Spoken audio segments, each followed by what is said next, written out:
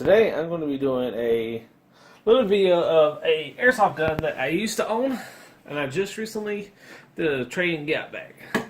This is my A&K Masada. Now, when I got this gun, I got burnt real bad because I was told it was an actual PTS Masada, not an A&K, and it did not work. Now, when I traded the guy, I met him at Walmart. We walked in the parking lot. I loaded a battery in it just to see if it would fire. And, of course, it cycled through, but, of course, I didn't load no BBs in it because I couldn't shoot it nowhere. So, having said that, it did spin. So, I was like, okay, it sounds like it fires pretty good. I'll do the trade. And I traded a actual custom HPA gun for this because I wanted a Masada really bad. Well, when I got home, I went and test fired it. It would not fire. Would not fire at all. It was horrible.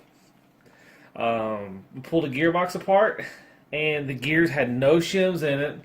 It was full of cat hair. It was a nightmare. I contacted the seller, or I tried to contact the seller. I couldn't get a hold of him no more. It was just a horrible experience. Now, this is the only time I ever really, truly got burnt in airsoft. I had this gun over to a few techs. I myself couldn't figure it out.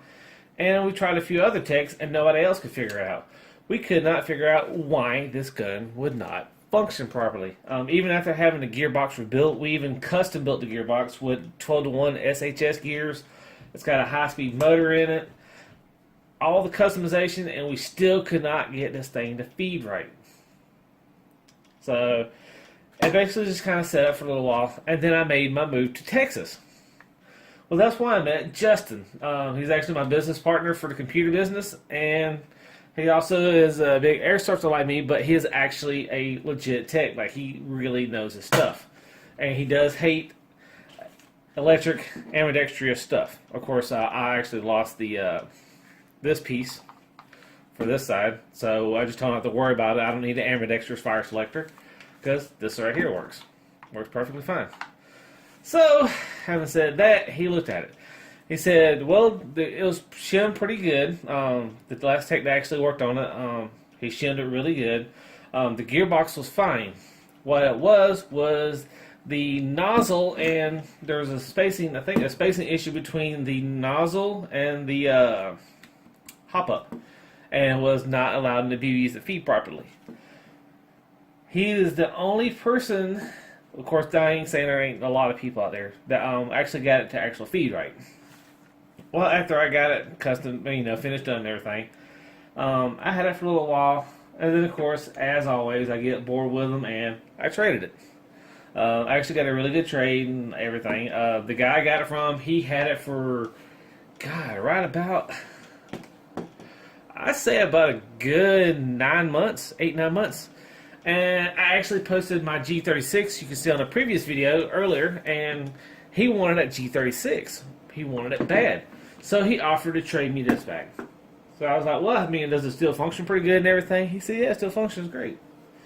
So he brought it over and everything, and I looked at it, and I was pretty pleased with it. So I was like, okay, I do miss my Masada. I love the look of this gun. And also I had a painted bottom end. Justin actually happened to have this bottom end spare, so we actually put my stuff into this bottom end, so it's not painted. This is actually like a legit tan. And to me, the two-tone on this gun looks great. The only thing I wish it did have was a shorter barrel.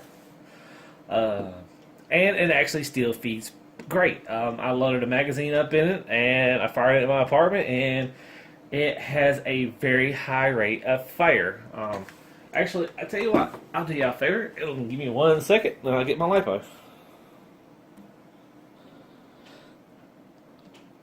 Okay, and as this gun right now is actually wired to Dean's, and I have not yet converted my lipo to Dean's, I have to use this little adapter. Justin actually made this adapter for me, and he actually has one himself. It's actually a good little thing to have, especially when you go to airsoft guns like I do, because you just never know when somebody's going to have one pre-wired to Dean's, and you have an adapter to use a regular battery if you need to. Sometimes when I trade, I'll actually do, I gotta get a screwdriver, but when I trade, sometimes I'll let the battery go with it, sometimes I don't. It all depends. Especially if they don't have a battery and I happen to have, it won't hurt me, I have one spare, then, I'll let them have the battery. Because, there's no point in getting an airsoft gun if you can't enjoy it.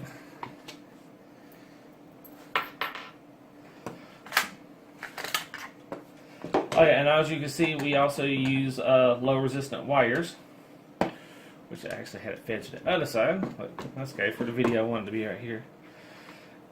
Oh yeah, the gun's also been completely rewired. Everything on this gun has been redone. The wires to the motor. Literally the only thing that's still factory is the gearbox and the battery. Piston head, nozzle, everything. I had to wind up buying extra parts off of Evite. A whole bunch of stuff. Let's see here. That should be... Yeah, ready to fire.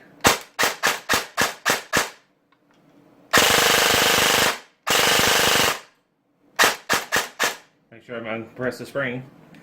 So, as of right now, that's its current setup. Now,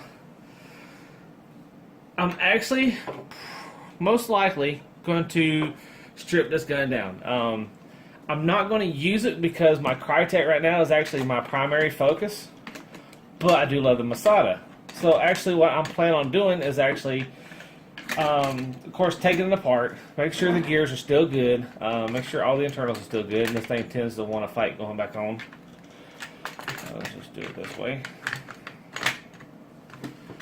If anybody else out there has a Masada, they know the trials and tribulations, especially when you put the little grips on there.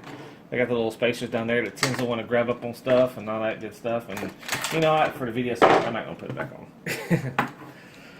But anyhow, I'm actually planning on probably going to strip the gears, the piston, and everything.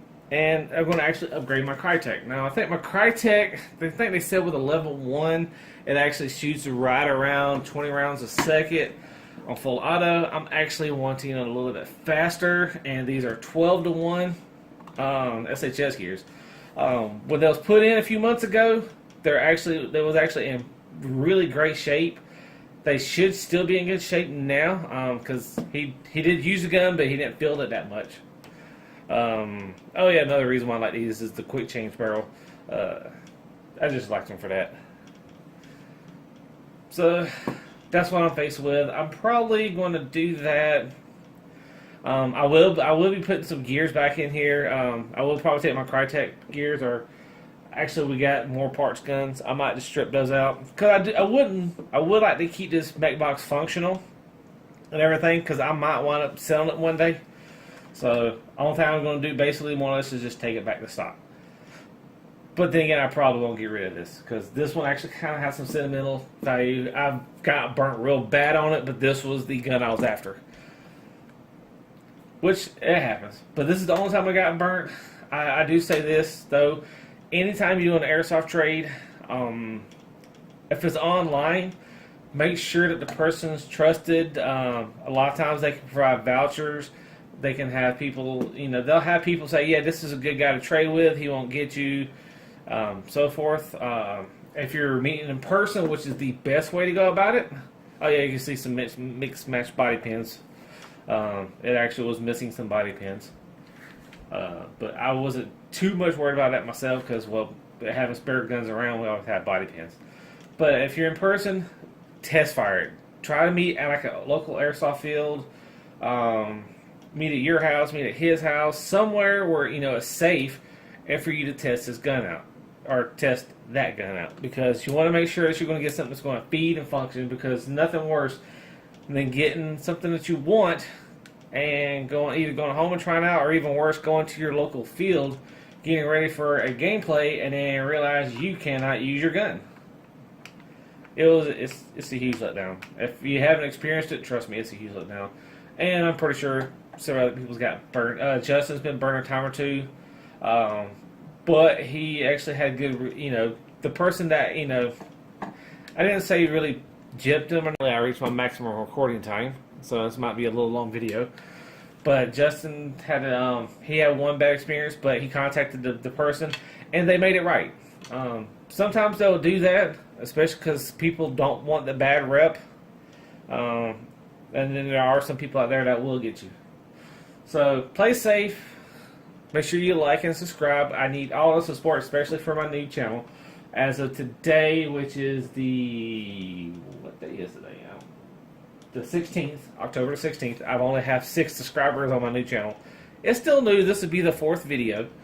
So I don't expect it to grow as fast as my other one, or be as up as my other one. And if you're checking this for the first time, go check out my Budget Tech Solutions page, or channel. I got some Airsoft videos on there. I was advised to move them over to my Airsoft thing, but I mean, they're already posted on that one channel. I just don't want to take them down. So, thanks for watching.